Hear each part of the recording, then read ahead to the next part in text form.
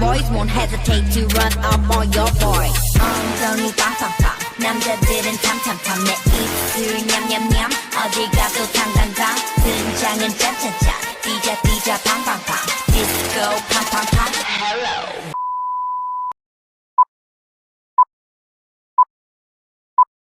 Saya ingin menjelaskan pengenalan tentang agama Kristian dan penyembahan Tuhan agama Kristian. Agama Kristian adalah agama terbesar di dunia, kira-kiranya 2.1 bilion penganut atau sepertiga jumlah penduduk dunia. Kristian adalah sebuah agama tauhid yang berdasarkan kehidupan dan ajaran-ajaran Yesus dari Nazaret sebagaimana ditunjukkan dalam karya-karya para pengikutnya dalam Perjanjian Baru. Agama Kristian berkongsi semua kitab-kitab dalam Alkitab Ibrani dan agama Yahudi. Dan sebab itu, agama ini juga digelar sebuah agama usulan Abraham. Penganut Kristian atau Nasrani mengikuti ajaran Yesus Kristus. Yesus dikenali juga dengan panggilan Al-Masih. Mereka digelar Kristian kerana kelakuan, perwatakan serta pertuturan yang mirip dengan Yesus Kristus. Istilah Kristian bermaksud pengikut Yesus Kristus ataupun golongan mereka yang kepunyaan Yesus. Justru itu, apakah ciri-ciri mereka yang digelar Kristian? Alkitab mengajar bahawa amalan perbuatan baik dan mengumpul pahala tidak membenarkan diri di hadapan Allah. Walaupun seseorang mempunyai akhlak yang tinggi ataupun berfikir bahawa dia adalah rahmat bagi sekalian alam, itu tidak mencukupi untuk diterima Allah kerana semua orang telah berdosa. Kamu boleh memberi makanan kepada yang miskin, menyalurkan duit kepada anak-anak yatim piatu dan kaum balu, sembahyang selalu, membaca 10 bab Alkitab setiap hari, melayan di dalam gereja dan memberi persepuluhan tetapi masih bukan seorang pengikut Yesus atau Kristian. Seterusnya, penyembahan Tuhan agama Kristian pula. Fahami sifat suci Tuhan. Ramai orang tidak memahami konsep Holy Trinity dan ada yang menjelaskannya dengan cara yang salah. Kepercayaan orang Kristian awal mengenai sifat Tuhan mengatakan Tuhan adalah satu ketika dalam Trinity. Penjelasannya adalah bahawa Bapa, Anak Yesus dan Roh Kudus semuanya satu. Ketiganya merujuk satu dan hanya satu Tuhan. Bukan oleh orang tetapi dengan kuasa, kehendak dan cinta. Jangan dikelirukan dengan anak Tuhan atau anak-anak Tuhan. Tuhan anak adalah pribadi kedua Tritunggal dalam teologi Kristian.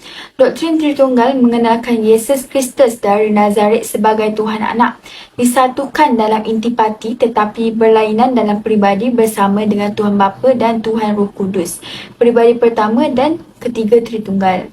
Tuhan Anak adalah sama keabadian dan sehakikat dengan Tuhan Bapa dan Roh Kudus. Sebelum penciptaan dan selepas akhirat, Anak Tuhan menarik perhatian pada kemanusiaannya, manakala Tuhan Anak merujuk lebih secara umum pada ketuhanannya termasuk kemunculan sebelum jelmaan. Jadi dalam teologi Kristian, Yesus adalah sentiasa Tuhan Anak walaupun tidak didedah sehingga menjadi anak Tuhan melalui jelmaan. Hari ini saya akan menceritakan tentang Trinity. Apakah itu Trinity? Trinity ini merupakan satu tunjang akidah agama Kristian yang diperkenalkan oleh Paul. Ia merupakan konsep kepercayaan dan juga penyembahan terhadap kesatuan tiga Tuhan, iaitu pertama Tuhan Bapa, the Father of God, Tuhan Anak, the Son of God dan juga Roh Kudus, iaitu the Holy Ghost. Di dalam Apostle of Paul, Bible Matthew, surat kiriman John dan di dalam lain-lain buku yang mengenai agama Kristian ini, ada juga banyak yang telah menyentuh tentang Trinity ini. Okay, anda ingin tahu apakah tujuan daripada penubuhan Trinity ini? Okay. Paul memasukkan Trinity ni ke dalam agama Kristian setelah diambil dari agama lain seperti agama Mesir kuno, agama Hindu, falsafah Yunani ataupun Krita. Bukan itu saja, banyak lagi agama lain yang telah dimasukkan sekali. 20 unsur-unsur agama ini dimasukkan ke dalam agama Kristian bertujuan untuk menghapuskan jurang perbezaan dan perselisihan pendapat di antara agama-agama anutan bangsa Israel dan bangsa-bangsa lain. Selain itu, tujuan seterusnya ialah untuk menarik lebih ramai lagi bangsa lain untuk menganut agama Kristian baharu ini. Berikut merupakan tujuan mereka, kenapa mereka menubuhkan Trinity ini dan juga apakah yang dimaksudkan dengan Trinity. Baiklah, sekarang saya akan menceritakan tentang iaitu Jesus Christ. Penganut Kristian menganggap bahawa Yesus ni adalah anak Yahweh. Beliau dikatakan membentuk sebahagian daripada Tritunggal, iaitu Sang Hyang Tritunggal yang terletak di Indonesia dan juga Tritunggal Maha Suci yang terletak di Singapura. Tritunggal bermaksud persatuan Yahweh, Tuhan Bapa, Tuhan Anak iaitu Yesus dan juga Roh Kudus yang membentuk satu Tuhan. Penganut Kristian juga percaya bahawa Yesus wujud bersama Yahweh ini sebelum terciptanya dunia lagi.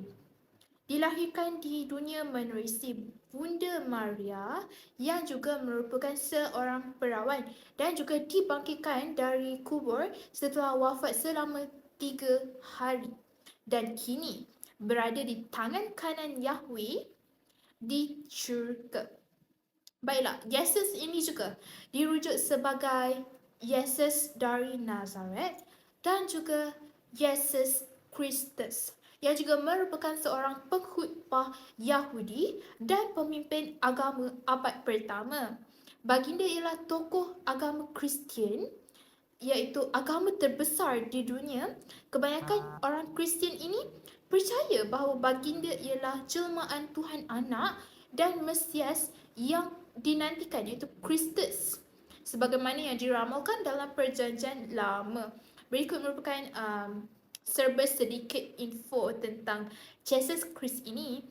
Di sini saya akan menjelaskan tentang kitab bagi agama Kristian yaitu kitab Injil dan lebih dikenali sebagai kitab Bible. Bible terbagi kepada dua bahagian. Yang pertama ialah Hebrew Scriptures ataupun Old Testament. Bagian kedua Bible yaitu lebih dikenali sebagai New Testament. Mengapa terdapat banyak versi Bible? Terdapat 3 sebab. Yang pertama, membolehkan manusia membaca Bible dalam bahasa ibunda mereka. Yang kedua, membuang kesalahan-kesalahan yang dibuat oleh penterjemah. Dan yang ketiga, mengemaskini bahasa lama atau kuno. Setelah itu, wujudnya The Greek Septuagint, yaitu terjemahan Hebrew Scriptures ke bahasa Greek. 300 tahun sebelum kehadiran Yesus, ulama-ulama Yahudi mula menterjemah Hebrew Scriptures ke bahasa lain yaitu Greek. Hasil terjemahan ini dikenali sebagai Greek Septuagint. Sebab utama terjemahan ini dilakukan untuk membuat orang-orang Yahudi pada masa itu bahasa ibundanya adalah Greek dan bukan Hebrew. Tambahan pula, Greek Septuagint juga membantu ramai orang bukan Yahudi asalkan mereka berbahasa Greek untuk mengenali ajaran Bible. Seterusnya terjemahan Bible ke bahasa Latin. Selepas Bible dibukukan, seorang ulama Kristen yang alim telah menghasilkan sebuah Bible yang diterjemahkan ke dalam bahasa Latin. Tujuan beliau melakukan perkara tersebut adalah untuk membetulkan tafsiran yang salah dan kesilapan yang jelas. Pihak berkuasa juga kemudiannya mengumumkan bahwa Latin Vulgate adalah salah satu terjemahan yang diluluskan sebagai Bible. Dalam masa yang sama, penganut Kristen terus menerjemahkan Bible ke dalam pelbagai bahasa.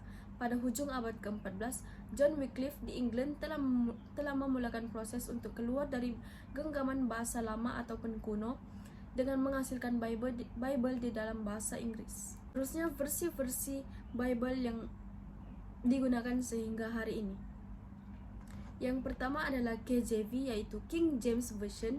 Yang kedua adalah New International Version NIV. Yang ketiga New Living Translation NLT. Yang keempat NASV yaitu New American Standard Version. Yang kelima New Revised Standard Version NRSV. Yang terakhir adalah New Jerusalem Bible yaitu NJM. Seterusnya adalah perbezaan Perjanjian Lama dan Perjanjian Baru. Kedua-dua perjanjian ini adalah bentuk Alkitab. Perjanjian Lama seperti namanya ditulis dahulu, Perjanjian Baru pula ditulis kemudian. Satu lagi perbezaan penting antara Perjanjian Lama dan Perjanjian Baru. Perjanjian Lama mengatakan manusia kehilangan hubungannya dengan Tuhan kerana dosa, sedangkan Perjanjian Baru pula mengatakan hubungan ini antara manusia dan Tuhan. Saya ingin menjelaskan tentang 10 ajaran Kristian. Rukun yang pertama ialah jangan ada dewa yang lain daripada Tuhan. Penganut Kristian tidak harus memiliki Tuhan lain dan harus menyembah Tuhannya sahaja.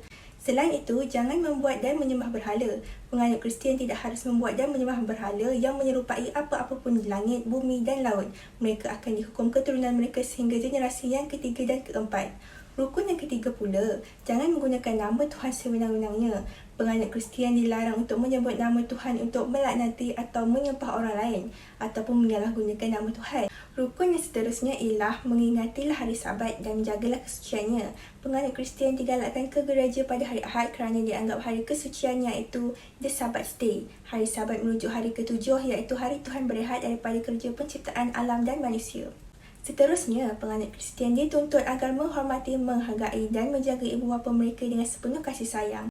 Penganut Kristian tidak boleh melakukan sebarang kejahatan. Oleh itu, rukun seterusnya ialah jangan membunuh. Penganut Kristian tidak boleh melakukan pembunuhan secara sengaja atas tujuan peribadi atau niat yang jahat. Perintah yang ketujuh ialah jangan berzina. Penganut Kristian tidak harus melakukan perzinaan. Mereka harus menghormati institusi perkahwinan kerana orang yang berzina dianggap berdosa kepada Tuhan dan pasangan perkahwinan sendiri. Seterusnya, jangan mencuri. Penganut Kristian dilarang sama sekali untuk mencuri kerana akan menjejaskan keharmonian antara ahli masyarakat. Selain daripada itu, jangan membuat tuduhan palsu. Penganut Kristian tidak dibenarkan mengeluarkan kata-kata kesaksian yang palsu sehingga menjatuhkan maruah seseorang. Perintah yang terakhir pula adalah jangan berhasrat memiliki harta benda orang lain. Penganut Kristian seharusnya tidak boleh bersikap tamak, sebaliknya harus bersikap berpuas hati dan bersyukur dengan segala yang dimilikinya. Seterusnya, saya ingin membincangkan tentang doktrin. Doktrin adalah sesuatu yang diajar iaitu prinsip yang dipersembahkan untuk penerimaan atau kepercayaan.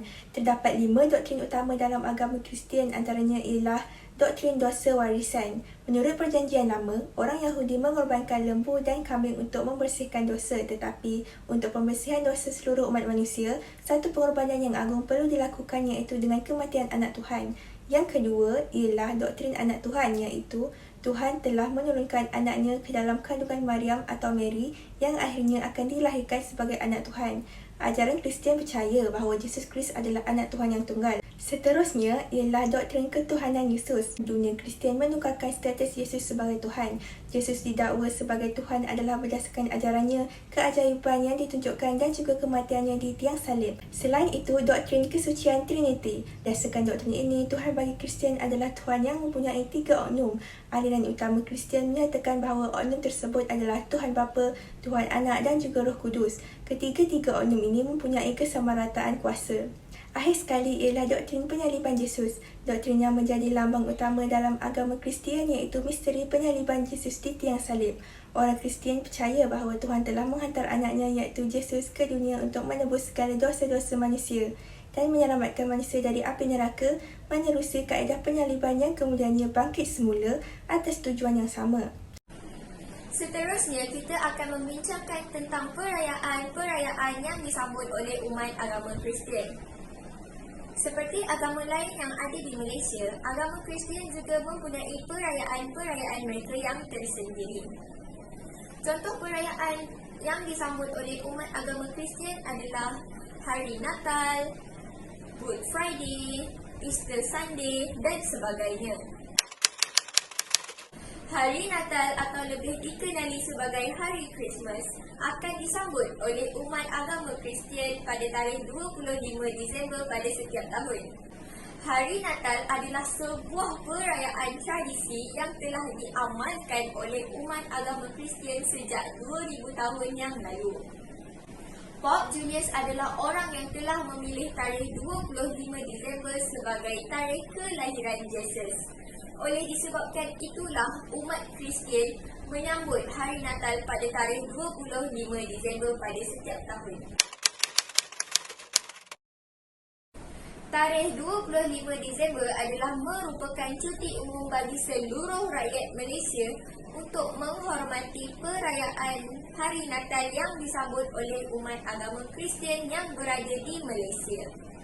Seperti perayaan-perayaan yang lain, sambutan perayaan Hari Natal juga mempunyai aktiviti-aktiviti tradisi mereka yang tersendiri.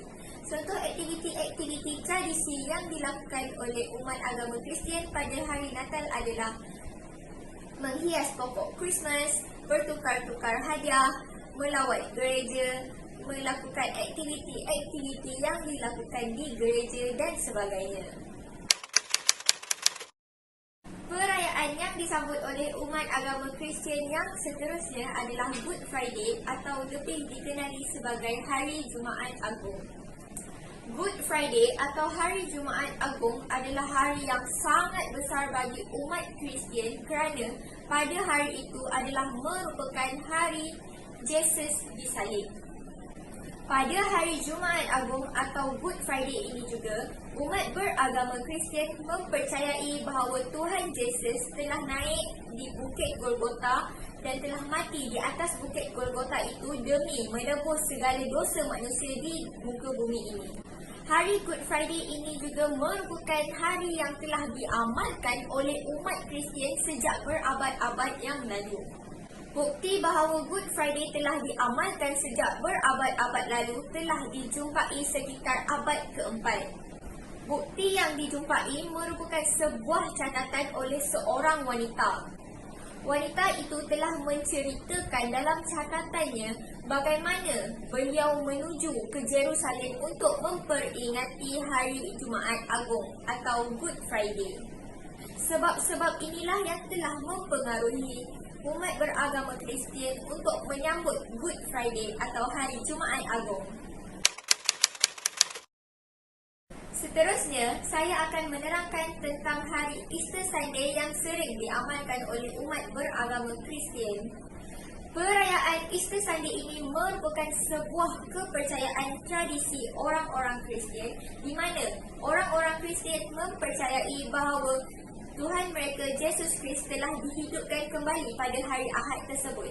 Sebelum menyambut hari Easter Sunday, orang-orang beragama Kristian akan menyambut Minggu Suci atau dikenali sebagai Holy Week dan juga Jumaat Suci atau Good Friday.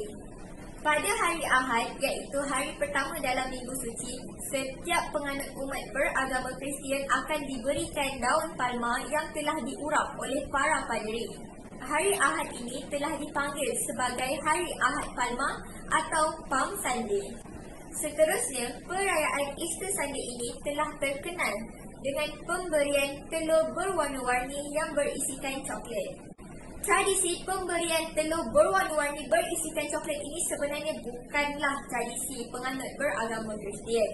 Namun, mereka telah mengambil tradisi ini dari orang kuno Yunani yang akan merayakan tradisi ini pada setiap musim bunga. Kesimpulannya, terdapat pelbagai agama yang ada di negara kita. Oleh itu, kita perlulah sentiasa menghormati agama-agama lain yang berada di negara kita. Agama Kristian juga merupakan agama yang perlu kita hormati. Kerana di negara kita terdapat ramai sebenarnya orang-orang yang menganut agama Kristian. Dengan cara sentiasa menghormati semua agama yang ada di negara kita termasuk agama Kristian, negara kita akan menjadi aman, damai dan tenteram. Thought I couldn't breathe without you. I'm inhaling. Thought I couldn't see without your perfect vision.